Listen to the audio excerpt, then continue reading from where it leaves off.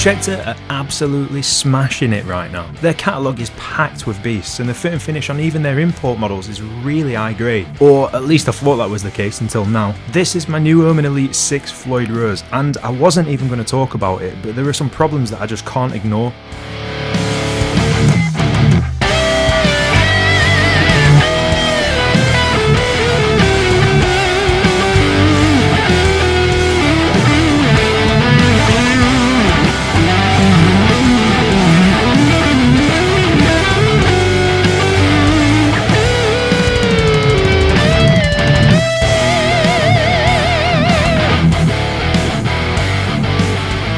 Welcome back my dudes, it's great to see you. I'm Jack, and in this video we're going to inspect my new Schecter Omen Elite-6 Floyd Rose. I use the word inspect specifically because it seems like nobody at the factory actually did this. I've already done an Omen Elite video on the 7 string, and I didn't personally see enough difference in these to make it worth your time. But having looked over this one, it's clear that there are some things that I should share with you. And actually it's not all bad because this model fixes some of the problems that I had with the 7 string, so let's get into it. In terms of the guitar's appearance, I don't think anyone would argue with the fact that this is a sick looking guitar. I am a huge fan of the choices Schecter made with the Omen Elite series, giving it this sweet bill veneer, stained neck and black binding. If you saw my last video, I mentioned that this particular finish is called charcoal, which confuses me a little bit because it's not black or grey, but really, who cares? They could have called it like refried beans or something equally stupid and I would have still loved it. And this particular top is just stunning too, man. I wasn't expecting any flame at all, but this tiger stripe section in the middle is just...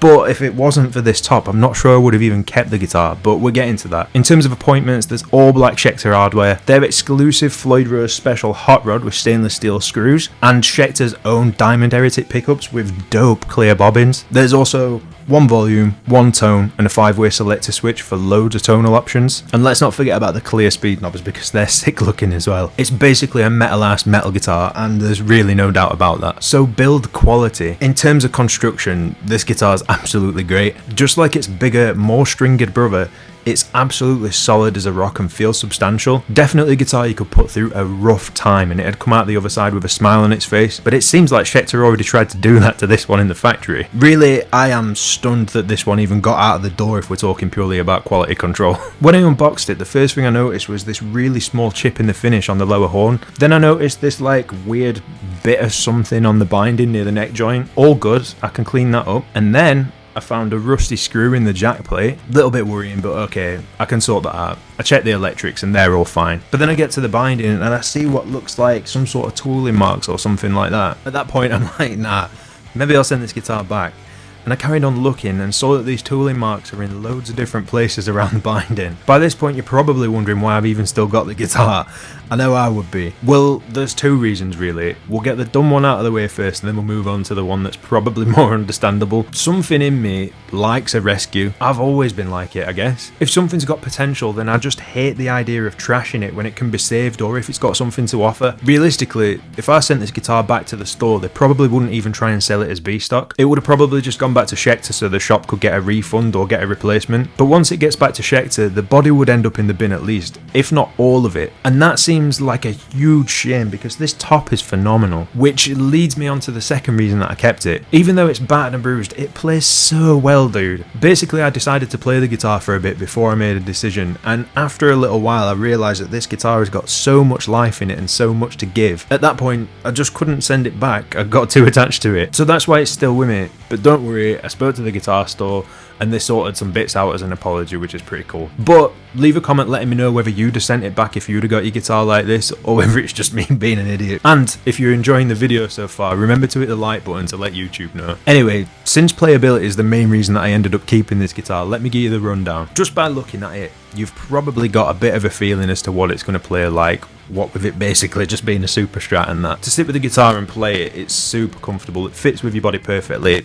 what with all the stratiness. The neck is a thin C, so it's really familiar feeling if you're used to playing Fender type guitars, and it's even helped out a ton by this nice satin finish on the back and really great fretwork. I found no high frets and the edges are all super smooth with no spiky bits, which is what we like to see. And also the upper fret access is just effortless. The sculpted neck heel makes fretting up there a breeze, and then there's even material taken out of the bottom of the cutaway, which makes it even easier. The thing that puts this guitar a step above the 7 in terms of playability and reliability is the Floyd Rose. I know that can be a bit of a controversial opinion for someone because Floyd Roses are a little bit Marmite, but honestly, I'm a Floyd Rose enjoyer. Even if you forget about the wibbly wobbly stuff for a minute, they're just super comfortable for the right hand and increase tuning stability massively, as well as making your bends easier. Obviously, the Floyd Rose Special isn't the best Floyd Rose in the world, but this one's been really good. The bridge and the tuning were the two biggest problems that I had with the Omen Elite-7, in that the bridge didn't feel like it was super high quality, and the tuners were absolute dog shit. As a side note, I since got some Goto locking tuners to bang on that guitar to solve that problem, but it's actually worth mentioning that the tuners on this guitar are the same ones that are on the 7-string, and these feel so much smoother and much more responsive, so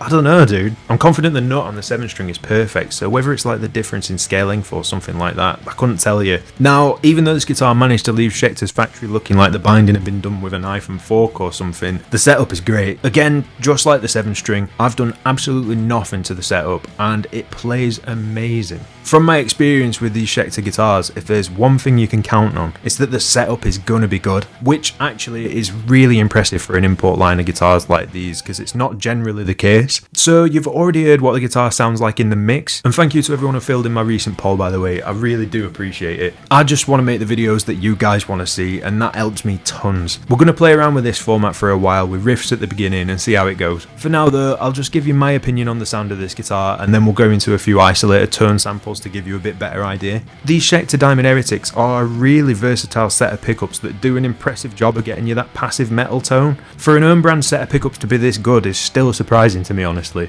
If I hadn't played these pickups before, then I don't think I would have been confident that they could do everything I wanted them to do, and would have probably already been looking at what pickups I could swap them out with. They're super capable. I particularly like them in a recording context, but I've got absolutely no worries about them standing out in a band context as well. Really, I think Schecter have knocked it out of the park with this pickup set, to be honest. It's a little bit of a shame that you can't buy these pickups as a standalone set like the rest of them on their website, because they'd be sick to put in a mod project or something like that. Anyway, let's get into the tones, shall we?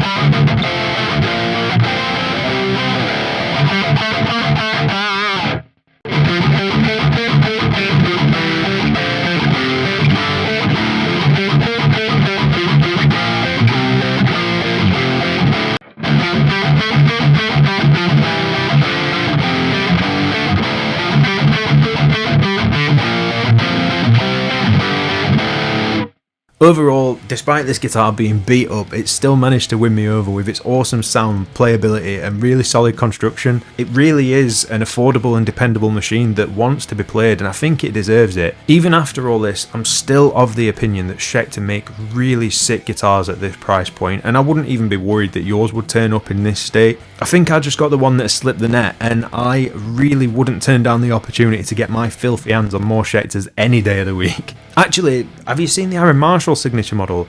That is one fine looking guitar. Not just because I'm a massive intervals fan, but like, objectively speaking, that guitar is just so sick. But it's unlikely you'll be seeing that on the channel anytime soon, that's for sure. I just picked up another guitar that I've like really wanted for ages, and I think if I got anything else that was a bit too pricey, my missus is going to straight drop kick me out of the front door, and then my guitars are going to follow me out at speed. Thank you for all the love and support on the channel recently. I see you all in the comments, and it just means so much to me that you even watch my stupid videos. There are a lot of interesting points about the Omen Elite-7 that do relate directly to this guitar, so you can watch this video here to get a bit more info. In the meantime, thank you for watching, take care mate, stay safe, I'll see you later.